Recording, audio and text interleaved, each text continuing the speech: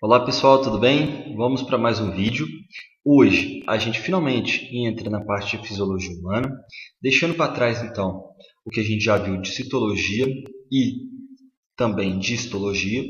E agora a gente vai primeiro entender o que de fato estuda a fisiologia, então o que significa fisiologia, para podermos fazer também algumas ligações, alguns links com os conteúdos passados de citologia e histologia, tá? Então, antes de mais nada, eu quero que vocês sempre se remetam a esse livro aqui, o livro do Silverton, que tem na biblioteca nossa e que vai ajudar muito nos estudos de fisiologia para vocês, tá? Bom, então se a gente quer entender o que é fisiologia, fisiologia é, portanto, o estudo do funcionamento normal de um organismo vivo e de suas partes componentes, incluindo todos os processos físicos e químicos. Então, a gente entender como funciona o corpo humano é a tarefa nossa aqui do curso de Educação Física.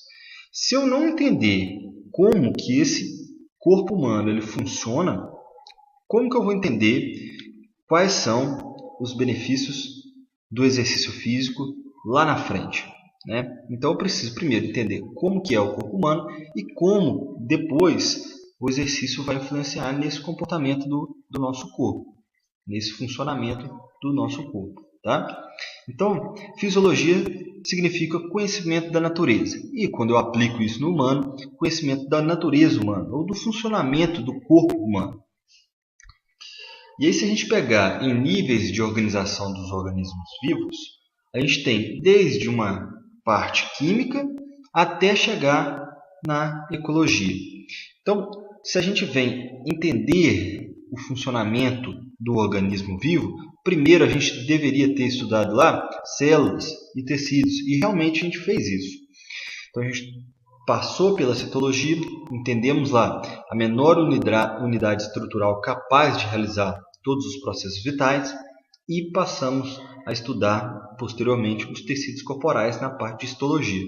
E agora, na fisiologia, vamos de fato entender como que os órgãos funcionam, como que os sistemas de órgãos eles se comunicam e como que isso funciona tudo dentro de um mesmo organismo, tá? Então, se a gente separar a fisiologia humana, né, no nosso corpo, a gente tem vários sistemas que controlam, então, esse funcionamento corporal.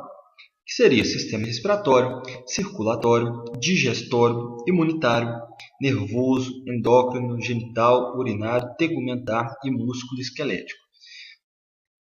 Pessoal, cada um desses aqui também ainda tem algumas ramificações, né? Por exemplo, o sistema nervoso, a gente compreende ele muito pelo encéfalo, tá?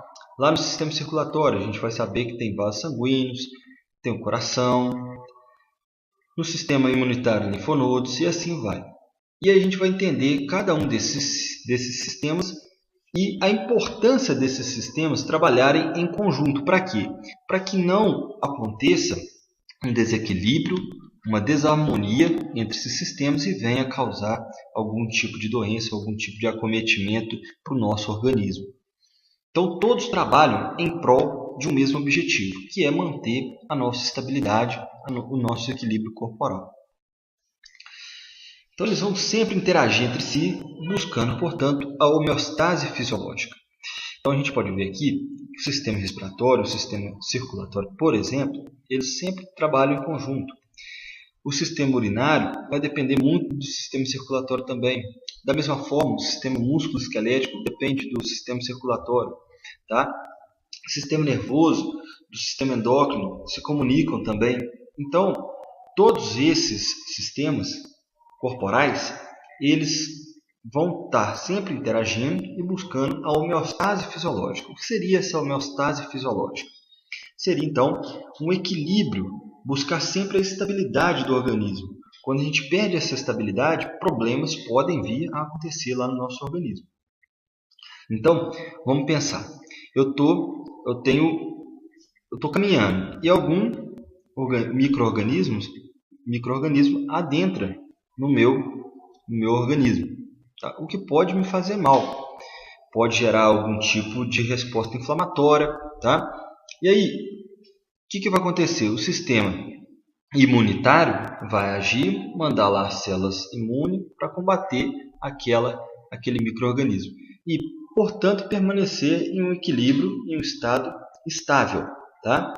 Então, a gente vai sempre gerar respostas para que a gente mantenha a homeostase, ou seja, o equilíbrio fisiológico. Então, a homeostase nada mais é do que a busca constante do nosso organismo para manter o seu meio interno relativamente estável ou em equilíbrio. O corpo, então, vai monitorar seu estado interno e tomar medidas para corrigir alterações que possam afetar o seu funcionamento normal. Então, vamos pensar aqui, ó. Eu tenho um organismo em homeostase, ou seja, ele está em um equilíbrio, em um estado estável. Eu posso ter mudanças externas e posso ter também mudanças internas. O que seria mudanças externas? Então, eu posso sair daqui de Ubá, né, um ambiente quente, geralmente muito quente, e vou, então, viajar para alguma região mais fria. Tá? Vou lá para o sul do Brasil. Lá no sul do Brasil, a temperatura ambiente é bem menor, tá? Em comparação ao Ubá. Então, eu tenho aqui uma mudança externa, uma mudança fora do seu corpo. Então, a mudança de temperatura seria uma mudança externa. Tá? Então, se eu estou em um meio terrestre ou um meio líquido, também é uma mudança externa. E aí a gente tem também uma mudança interna. O que seria isso? A mudança interna, por exemplo, seria uma alteração, né, de processos fisiológicos no meu organismo. Como? A gente já falou da temperatura ambiente na mudança externa. A mudança da temperatura corporal seria uma mudança interna. Tá? Então, geralmente, a gente tem ali 36,5, 37 graus, né, de temperatura corporal. Se essa temperatura muda para 38, eu estou em estado febril. Então, eu tenho uma mudança interna. Okay? E essa mudança interna ela vai resultar, então, na perda da homeostase. E aí, pode ser que mudanças internas levam a mais mudanças internas, tá? Então, mais mudanças no nosso organismo vai gerar, ou melhor, mudanças no nosso organismo podem gerar mais mudanças ainda lá dentro do nosso organismo e mudanças externas podem acarretar uma mudança interna. Então, a gente falou da mudança de Ubá para o sul do Brasil, isso pode gerar um estado febril, tá?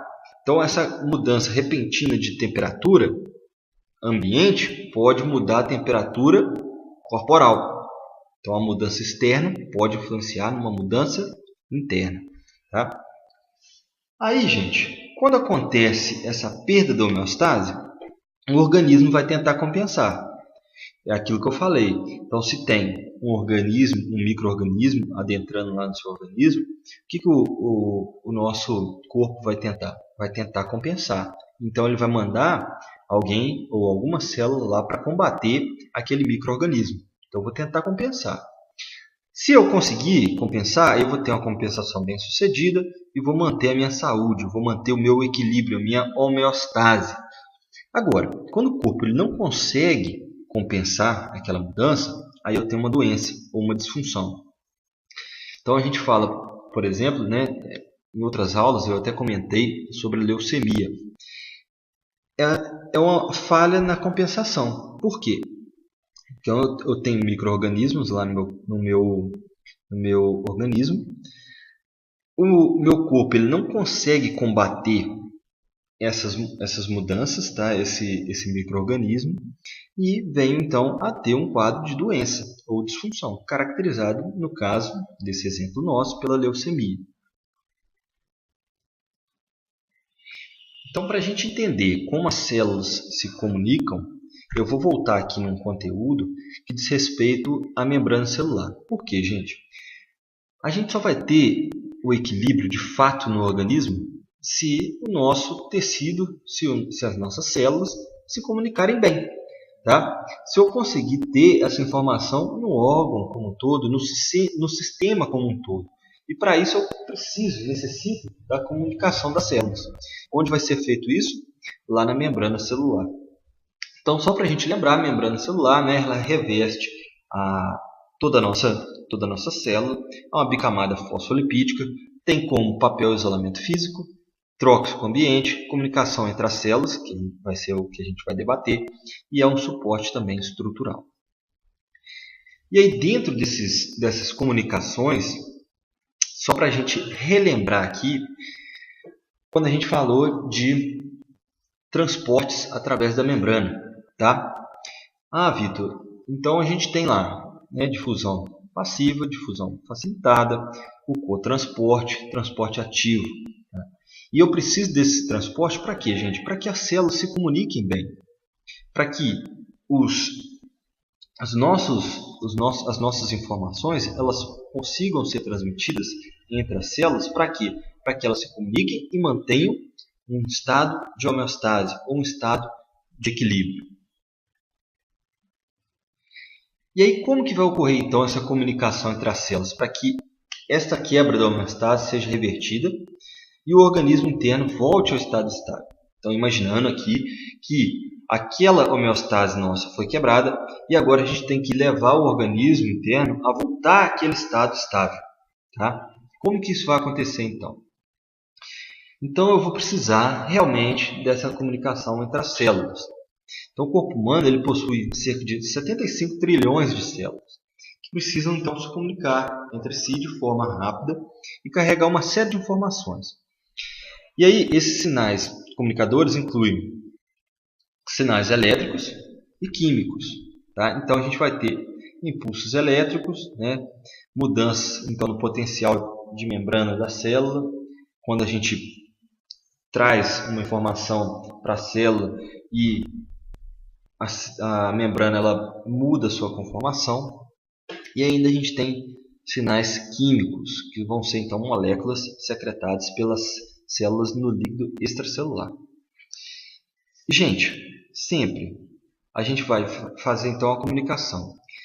Esses sinais, seja elétricos ou químicos, ele vem a partir de uma célula. Tá? Seja essa célula neurônio, seja essa célula muscular, qualquer outro tecido corporal. Então, essa célula ela vai secretar uma desses sinais elétricos ou químicos. Para quê? Para atingir uma outra célula, tá? Para a gente comunicar. Tá? Então, uma célula vai passando essa informação para outra. Então, a célula que passa ela manda os sinais e a célula que recebe, então, é a célula alvo daqueles sinais que estão sendo enviados. E aí a gente tem uma série de métodos de comunicação entre as células. Tá? Então, a gente já viu algumas especializações da membrana lá na parte de citologia. Uma dessas especializações são as junções comunicantes. Então, simplesmente tem canais aqui que ligam uma célula a outra e essas informações vão sendo passadas com mais facilidade. Sinais dependentes de contato. Então, a gente necessita aqui da interação entre moléculas da membrana de duas células, aqui na figura B.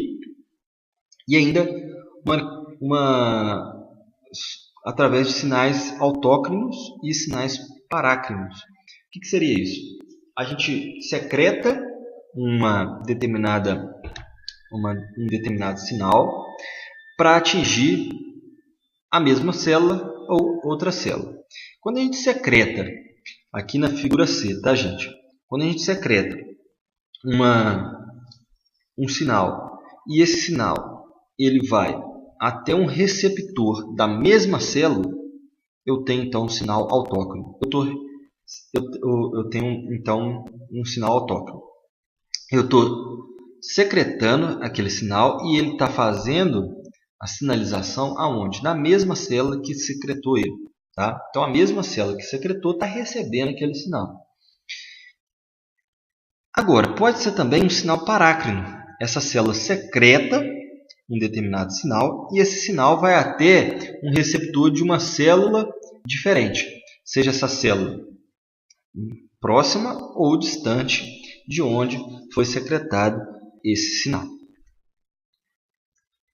Nas junções comunicantes, que a gente viu aqui na figura A, tá? o que vai acontecer? Vai passar por elas, principalmente aminoácidos, a adenosina trifosfato, ATP, ou também a adenosina monofosfato. A adenosina trifosfato tem 3 fosfatos e a monofosfato só um fosfato, o AMP.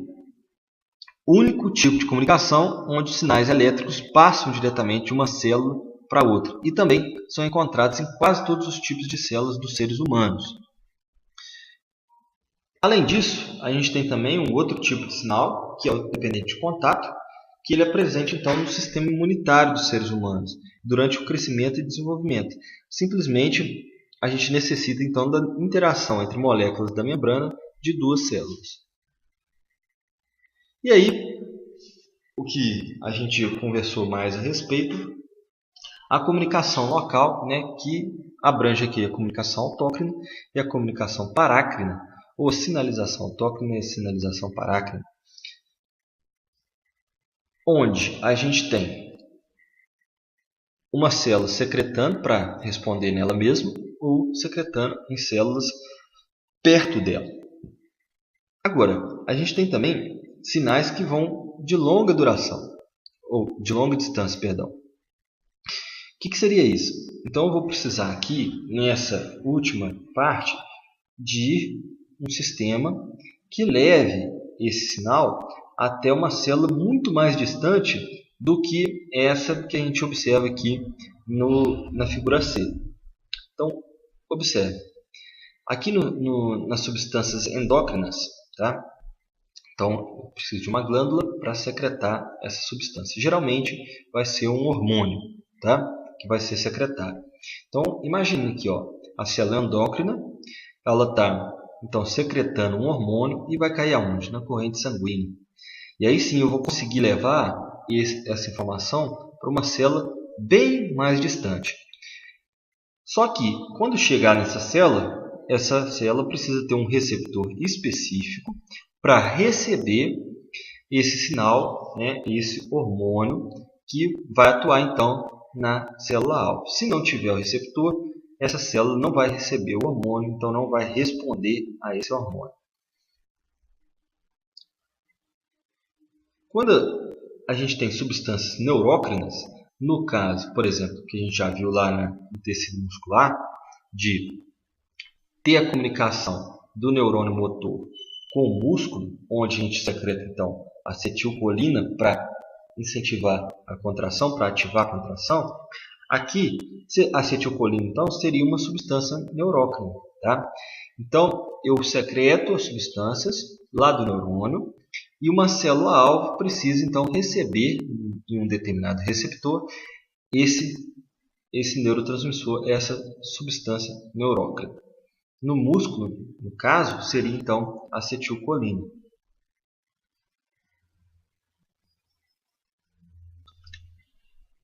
Existem também neurohormônios, então são hormônios secretados pelo neurônio. Isso pode ocorrer, de fato, fazendo com que o neurônio secrete caia na corrente sanguínea e vá até uma célula para receber esse hormônio secretado pelo neurônio. Tá? Então, tem 3 possibilidades. Na primeira, voltando aqui um pouquinho.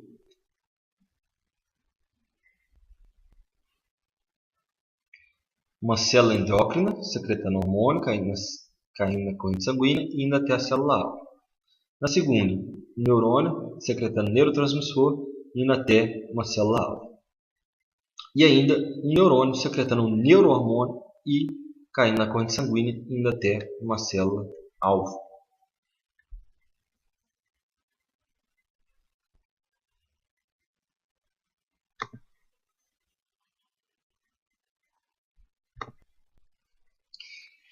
E por que é tão importante essa comunicação célula a célula, gente?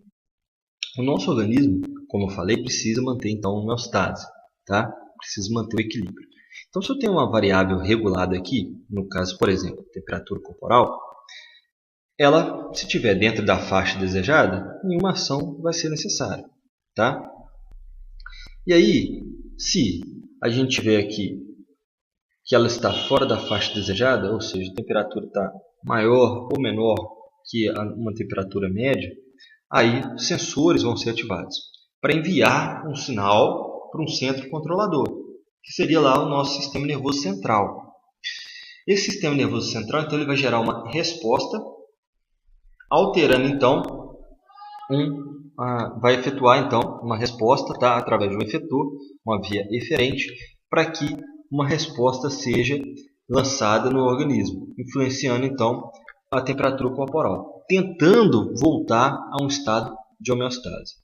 Então, eu preciso dessa comunicação para sempre manter a minha homeostase corporal.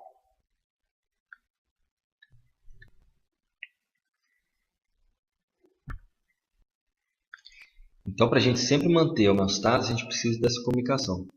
Sempre nesse sentido, uma molécula sinalizadora vai se ligar a uma proteína receptora, ativando moléculas sinalizadoras intracelulares. Tá? Então, olha, o secreto é uma molécula sinalizadora que vai até uma proteína que vai receber essa molécula sinalizadora. Recebeu, alterações vão ser realizadas naquela proteína, que vai então ativar moléculas sinalizadoras intracelulares, alterando então proteínas alvo, tá? E gerando, portanto, uma resposta diferente.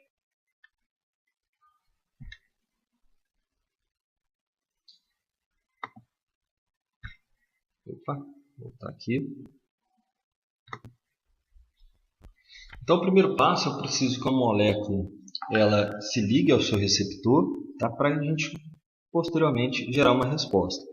Esse receptor, pessoal, conforme a gente observa no desenho, ele pode estar dentro da célula ou na membrana celular, tá? Então, quando a gente vê ele na membrana celular, aí no segundo desenho, o receptor ele tem que ter uma forma para receber essa molécula. Então, eles se encaixam e aí eu gero a resposta através daquela molécula que veio alterar a sinalização daquela célula. Esses receptores celulares, eles podem ligar, além da molécula específica que se liga a esse receptor, também pode se ligar a ele agonistas, ou seja, são moléculas que imitam a ação de uma molécula sinalizadora. Quando a gente faz, quando a gente toma alguns remédios, alguns medicamentos, eles possuem agonistas que imitam a ação de uma determinada molécula que não está sendo secretada, por exemplo, dentro do nosso organismo. Tá? Pode ser uma ação, dependendo do medicamento, para ser realizada no nosso organismo. Um antagonista, por outro lado, bloquearia a via de sinalização desse receptor, o que também é utilizado como medicamento. Tá?